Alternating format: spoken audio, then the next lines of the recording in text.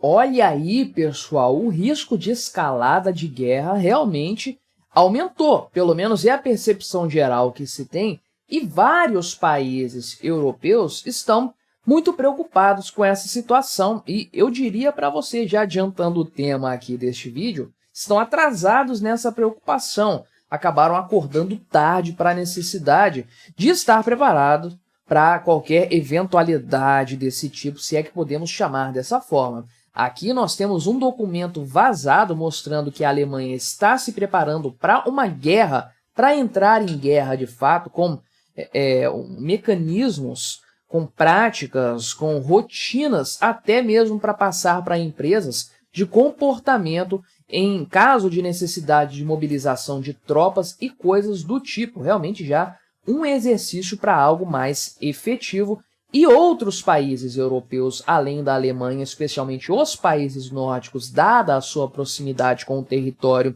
russo, também já estão se preparando nesse sentido para eventuais conflitos que possam acontecer numa escala maior. Não se fala aqui no nome Guerra Mundial diretamente, mas é o que o pessoal acaba inferindo a partir daí, especialmente no atual contexto, no atual momento em que o Vladimir Putin parece ter dado um passo a mais na direção de escalar o conflito, provavelmente por desespero realmente de não sair do lugar, temor do que vai acontecer com a chegada do Donald Trump ao poder, não sei dizer, falta de recursos, talvez seja isso, mas o que já era uma preocupação real acendeu um alerta ainda maior nos países europeus. Aliás, a gente já tem visto isso acontecendo nos últimos meses e volto a dizer, demorou a acontecer.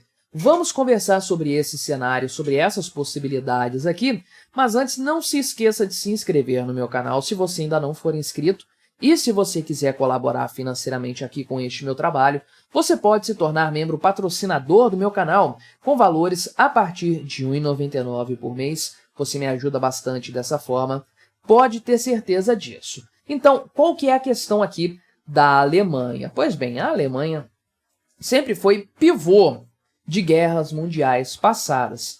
No atual conflito, não seria o caso. A Alemanha aqui hoje é muito mais coadjuvante do que qualquer outra coisa.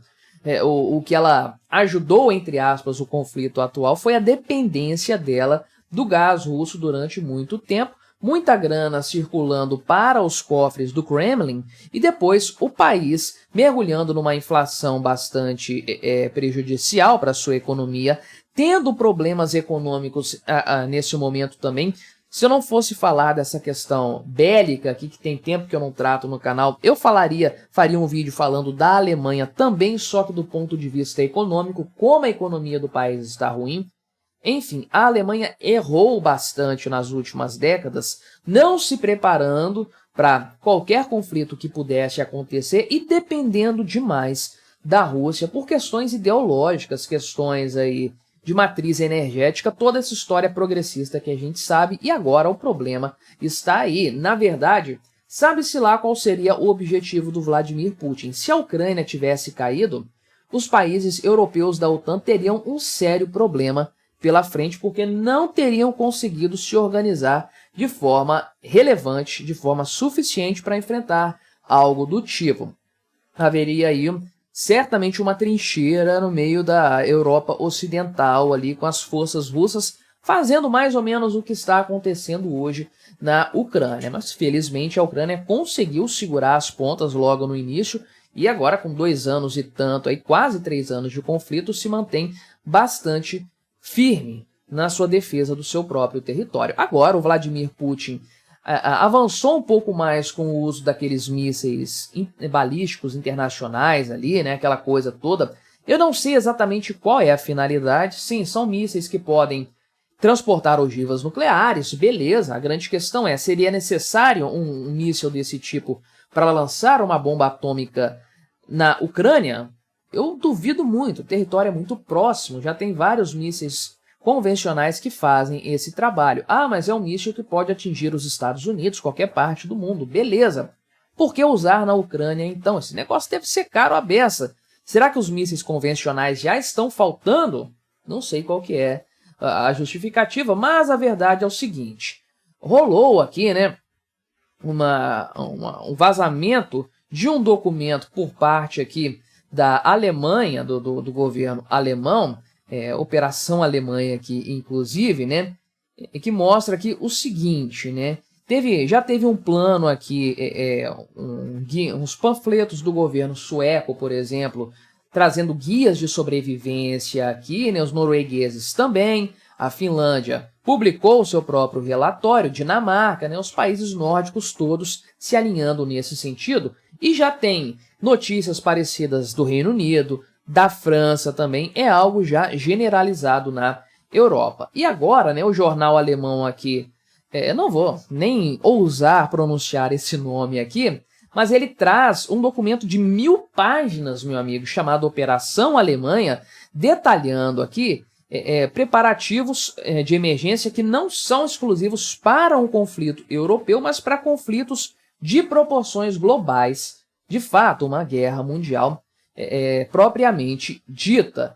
Aqui tem planejamento desde a proteção da infraestrutura essencial também e estratégias de mobilização de tropas de larga escala aqui, inclusive. Então, a necessidade da Alemanha ser autossuficiente é um ponto seríssimo agora, porque o país sentiu quanto que a dependência russa custou caro, desde a grana que foi para a Rússia por causa disso, até os problemas depois com falta de abastecimento de energia na Alemanha, um país que abriu mão de uma matriz nuclear muito eficiente por causa de ideologias, né?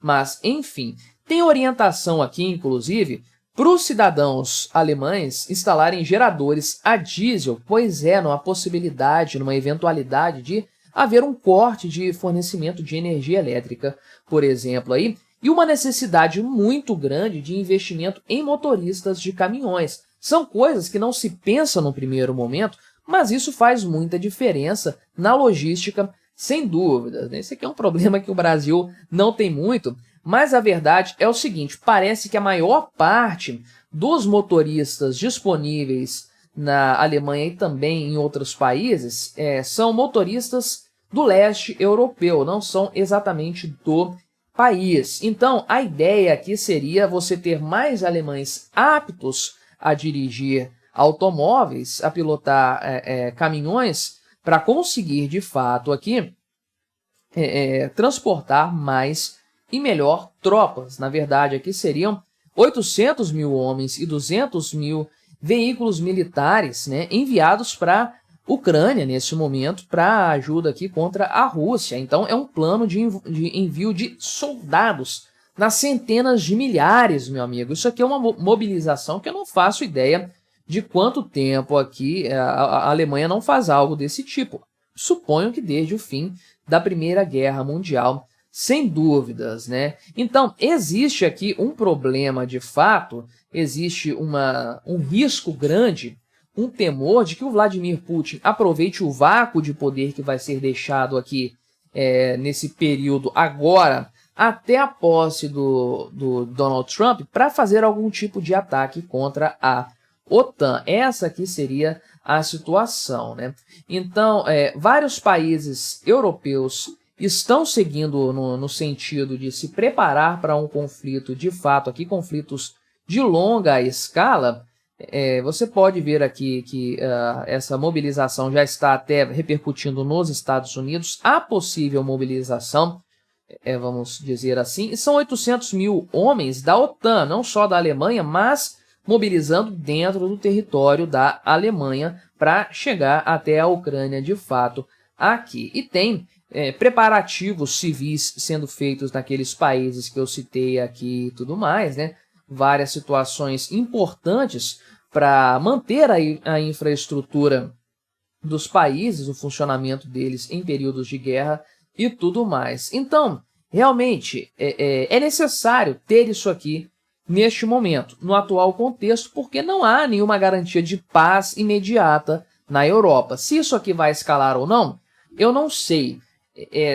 Quando houve a invasão da Ucrânia lá no passado, em 2022, muita gente comparou com a invasão da Polônia, né? Foi um ato como a invasão da Polônia. A verdade, contudo, é que nos meses subsequentes à invasão da Polônia, lá em 1939, começo de 1940, muita coisa aconteceu e a guerra, pelo menos na frente ocidental, já estava praticamente travada. O que mudou depois foi com a invasão da União Soviética pela Alemanha, né? O quadro europeu estava mais ou menos traçado já nesse período. A Polônia já tinha sido partilhada, a França já tinha sido invadida, Bélgica, Holanda, Luxemburgo, enfim, esses países todos tinham sido invadidos. A Inglaterra já estava sendo ameaçada pela Alemanha, enfim, né, a situação estava bem delimitada, coisa que não acontece no atual momento na Europa, porque houve a invasão da Ucrânia, que não foi o que o Vladimir Putin queria definitivamente,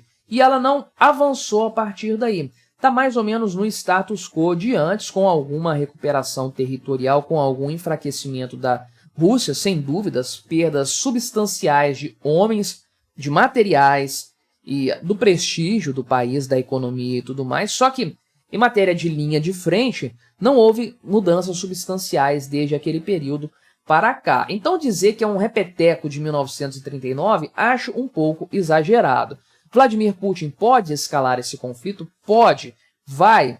Não confio muito nisso, não, dado o atual cenário. Ele é um bravateiro mor, sem dúvidas, mas é inevitável e extremamente necessário que a OTAN comece a se preparar de fato. E tem um outro fator aí ainda, que é Donald Trump, que já falou no passado que tiraria os Estados Unidos da OTAN se os países europeus ficassem relaxados e não gastassem dinheiro de verdade com o seu poderio bélico, a sua capacidade militar. Será que o pessoal está com medo também do Trump assumir o mandato e tirar os Estados Unidos da OTAN e dizer: se virem aí com a Rússia porque esse não é um conflito nosso?